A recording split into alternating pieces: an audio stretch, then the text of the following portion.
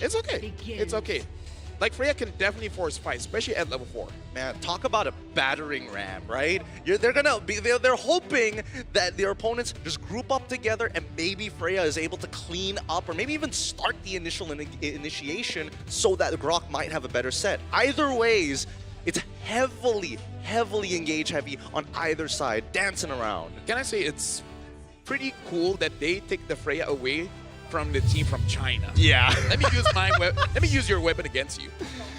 Oh, I don't know. It's crazy. It's really crazy, especially when we're looking at the counter index being so little, but the lineup rating definitely higher for DFYG as we start making our way into the Land of Dawn. This is going to be the second best of one for today. Evil going up against Dianfengyaoguai. We see if Evil can actually get a win here on the Fairness. We have not seen this since forever. Welcome to the Land of Dawn. All right, let's jump right into this because this is where we're expecting both teams to be battling it out tooth and nail. No moment wasted. But let's talk about this Freya for a second, Arashi, because again, this has been the hot new thing that has showed up not only during the wildcards, but even the group stages.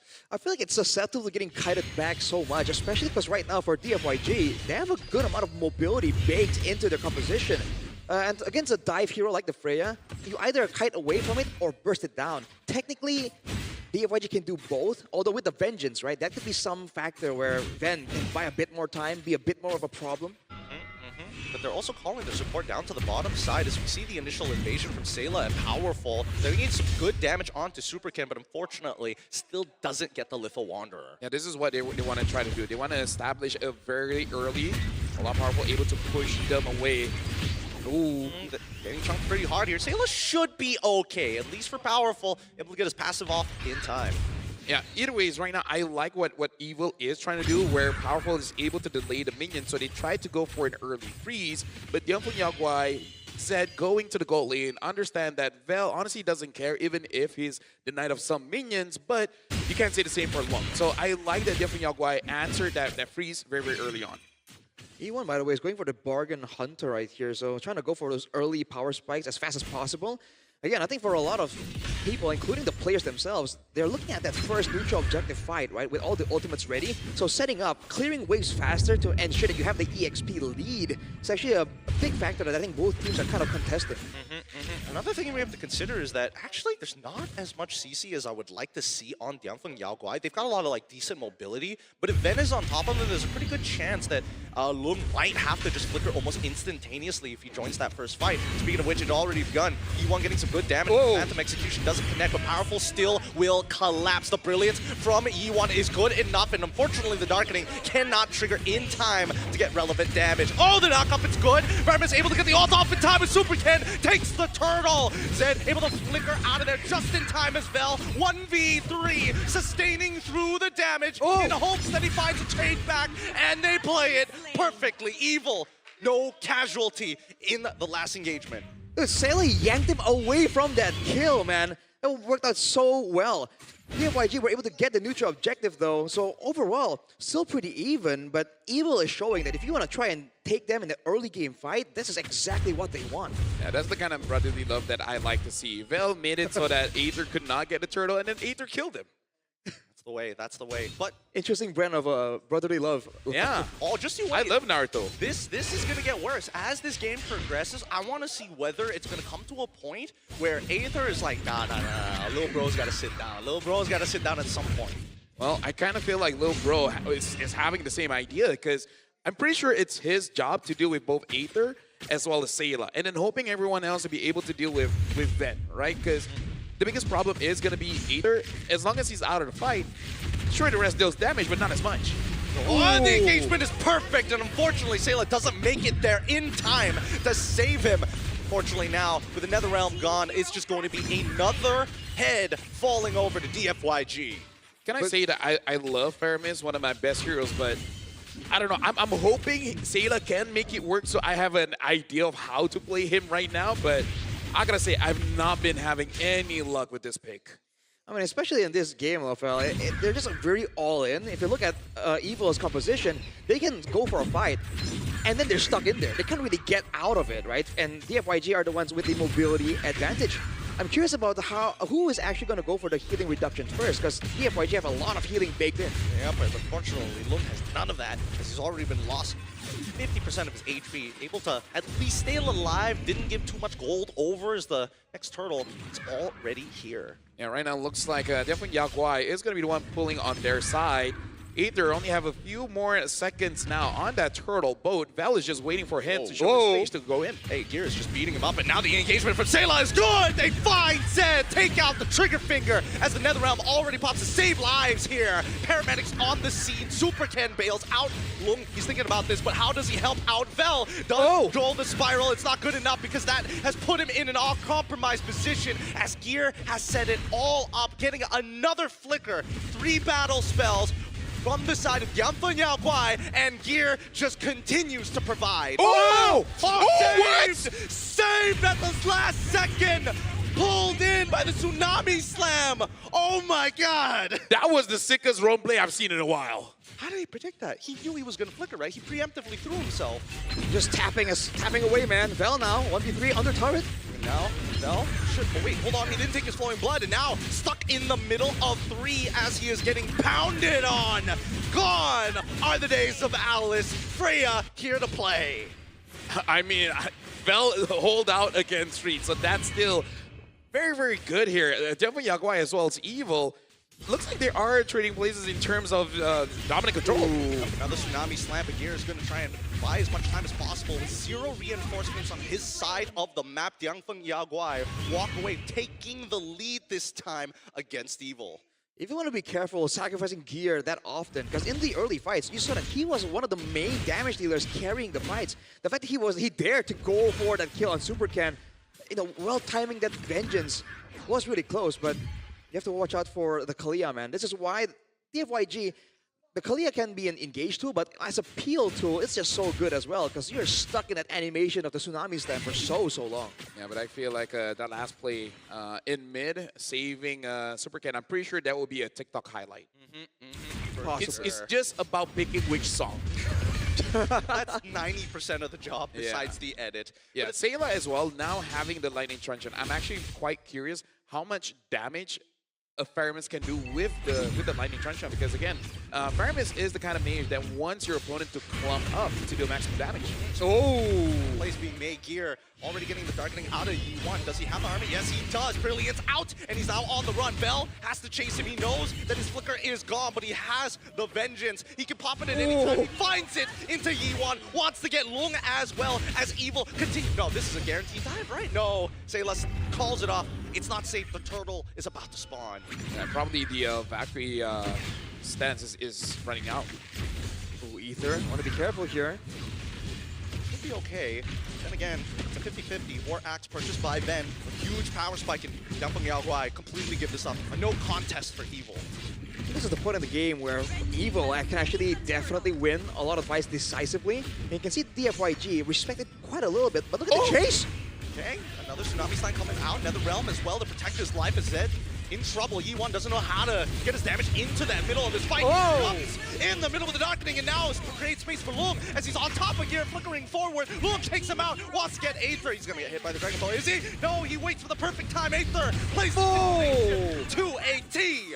Powerful, no flicker. Overkill. And this is why I say the thing about Dianfengyaoguai is they force it out when they really shouldn't. Like we saw this yesterday. There's no reason for you to fight that. You already saved yourself. I don't know. Yep. And I think that Evil at this point, with Powerful so eager to get this kill, and Yi1 really is out for Aether, right? This is, again, the 3rd time he's done this. No darkening. He still has the Brilliance. He's trying to get out. The Tsunami Slam is good. Yi1 takes him out. And now Vel trying to peel up 4 members. The Flowing Blood gets caught in the wall. Unfortunately, Ben, he is just so stable in the front line. What are you supposed to do against this guy? Not much, actually. You gotta wait for more power spikes. But, man, I feel like Aether has been caught in an odd situation multiple times this game. I wonder if he's not pre-planning his routes, his rotations. Because on a Yi Sun-shin, that's part of what makes that hero so good. How fast you can farm up and move around the map to collect all that farm. Or he trusts Sayla so much. Have a personal medic ready at any time. Okay, Vel engaging on a fight that I'm not 100% sure should have been started in the first place, but considering the position of DFYG, they thought maybe they caught someone. Vel once again jumps in. Doesn't get too much here, but at least they know that the brilliance is gone from Yi1. Yeah, Ven is basically like the moment that all this up, he just dives in. Oh, and Gear finds the final slash, forcing Yi1 to flicker. Oh wait, Evil, they're punching them right at the ankles. Good timing there. No flicker available for E1 for the next neutral objective. And look at the setup, but oh, Super Can. Careful, man. Ven. I mean, the Vengeance, not enough. Not even remotely close as long as able to burst him down and powerful. He's got an opportunity. Tech charge? No tech charge? Gonna save the tech charge? Finally, there's the tech charge. And Gear is doing a godly amount of damage. I like that it's like, hey, that's all you, buddy. I can save Super Cat. I don't know about you. I mean, I like how you were like, tech charge, tech charge, tech charge, and it finally came out. I found it interesting that they sent Ben to essentially split push, but then when he was punished, they didn't go for the neutral objective. And technically, I don't think they can. They don't have a lot of built-in shred the same way DFYG does with the Lunox and carry. Super Can though. Okay. He will be able to use his punctures to get out of the awkward situation that he was put in, but I think Evil at this point also understand that fighting for the Lord contested is going to be pretty hard. We might as well just keep feeding off of you as well. E1 gets caught again, able to get the brilliance in time. Turtle Ball only connects onto its low side. Good wall from Powerful, and Ven takes out Long as they now start pressuring the Lord. Dude, Dianfengyaoguai has no idea to deal with Ven on this Freya. I mean, like, it's a China special, but it looks like they have no idea what to do against this. Or it's China PTSD. It's like oh, every time they see it, it's like, I remember what my league looks like. Now I know why we always ban it. Dude, especially with the Faramis though, it's just so difficult. Because again, there's two ways. You kite back away, or you burst him down. With the Vengeance and with the Faramis around, you just can't burst it down that easily. And the chase from Ven so far is fearsome, dude. I can't imagine being chased down like that. God, and this is off of the ban of Sora, by the way, who's amazing at chases. Look at the items as well. I think that it's relevant for Super Ken to get the brute force breastplate. Yeah. He needs to live, but they also, as I mentioned before, don't have a lot of CC. So again, I feel like Ven, he can basically do whatever he wants. Illegal? I don't see no laws here. I feel like Dianfengyaoguai, they need to kite out many abilities coming in from Evil, but Ven is not giving that opportunity. Seem as powerful. Those walls are costing Dianfengyaoguai quite a lot here. So I feel like if they're able to kite it out, they might eventually win, but doing it is so difficult. And kiting back is one thing, but with the Kalea, with the Alice, they want to actually hold their ground and sustain back up.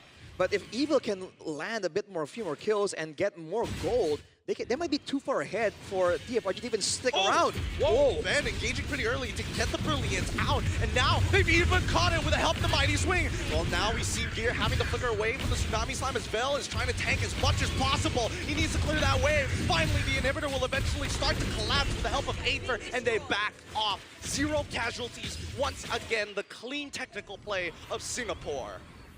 I gotta say, Dianfengyaoguai looks lost here. And Evil, they're just like, forward? Forward. Like, they don't even have to really think about it. Ven just jumps in whenever he sees the opportunity. And Sayla is basically making a bad play look very good. I think they gotta not put Yi1 so... Like, just be careful of Powerful. Yeah. That's the only guy. And Gear, honestly. I mean, Gear, but at least you can, like, see Gear. Oh!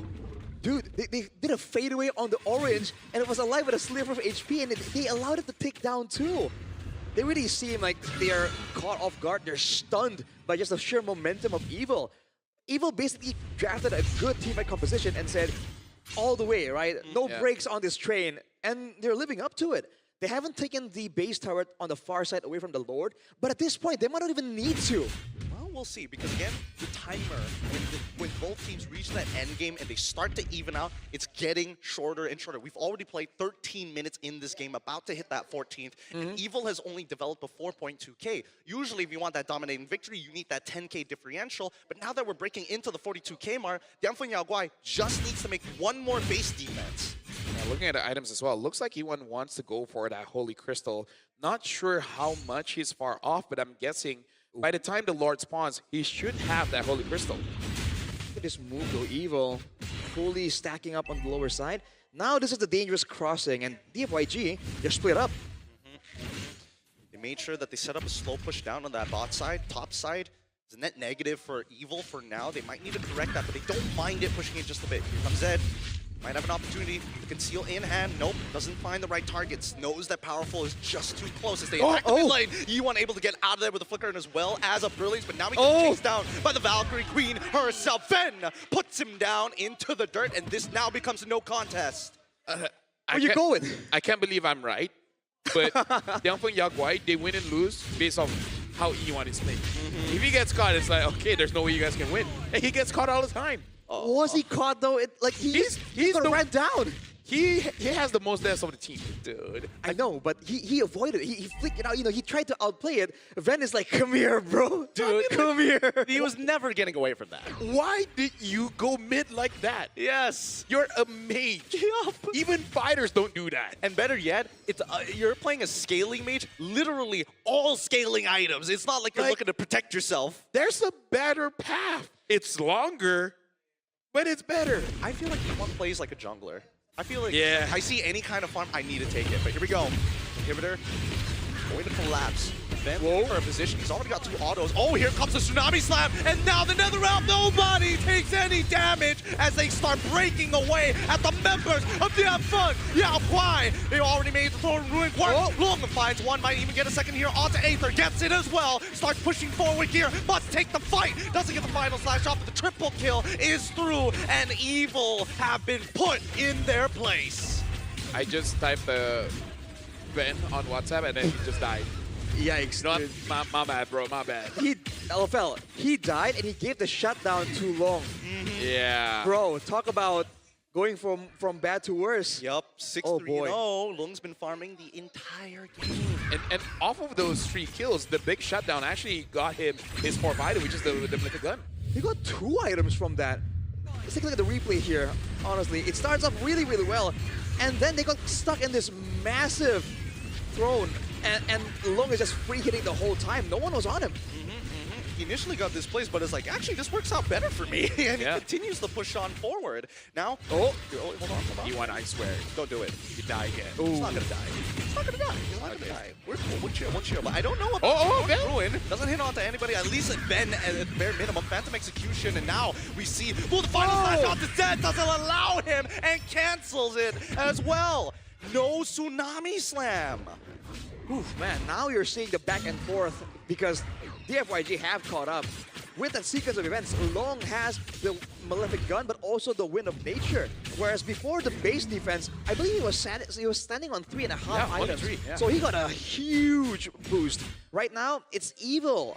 Evil are the ones who have to really think about who they want to send out to the zone out Long. Because before, they couldn't really burst down Ven, but now with 6 items, it's a real possibility. You saw Ven's HP bar just get chunked down. And now the problem is, Ven has been doing a good job to shut down E1, but the moment you go for Long, E1 is all alone, and then he starts becoming a problem. That's the problem when there's multiple threats. Tech charge already through it now. Call back Reese gets him right into the back line, hoping that the sides curled out. Gear flickers away. He doesn't die, and now the Nether Realm keeps him alive as the Throne of Ruin finally pops onto 2. Will can still free him, but he wants more. He needs to close the distance quickly, but Powerful says no. Walls, and they disengage. Lord, still available. Man.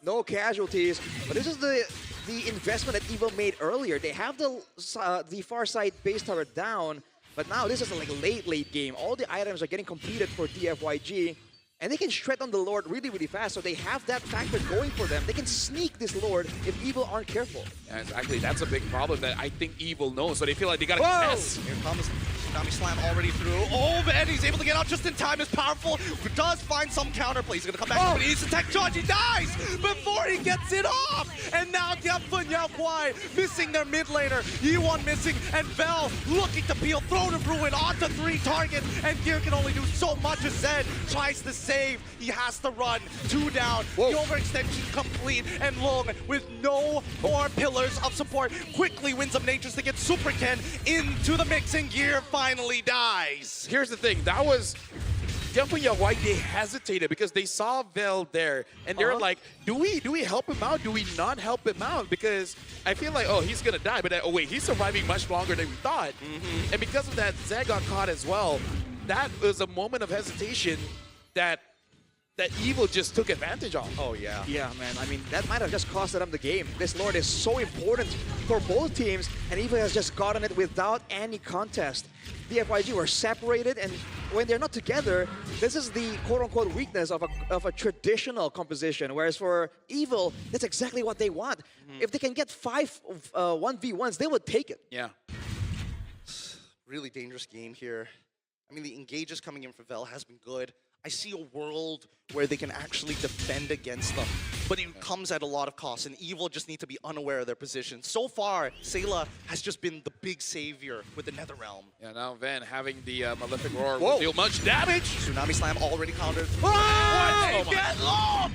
One shot by Sayla, the tech charge onto 2, and the final closing fight for Evil as they get their first point here at the Swiss stage.